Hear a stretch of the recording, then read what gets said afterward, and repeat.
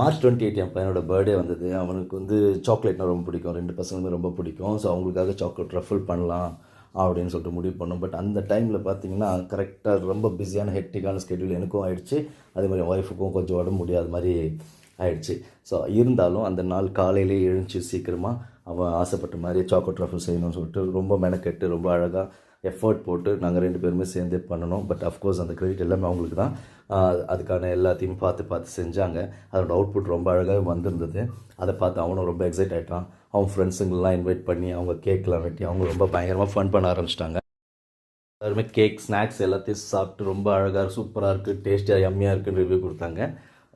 இதே மாதிரி கேக்ஸ் உங்களுக்கும் உங்களோட செலிப்ரேஷன்ஸ்க்கும் பண்ணணும் அப்படின்னு நினச்சிங்கன்னா கீழே இருக்கிற நம்பருக்கு கால் பண்ணுங்கள், மெசேஜ் பண்ணுங்கள் கண்டிப்பாக. பட் அட்லீஸ்ட் ஒரு 2-3 டேஸ் முன்னாடியே நீங்கள் எங்களுக்கு சொல்லிட்டீங்கன்னா உங்களுக்கு பக்காவாக உங்களுடைய கஸ்டமைஸ்டாக நாங்கள் எல்லாத்தையுமே ரெடி பண்ணி கொடுப்போம். தேங்க்யூ, பாய்.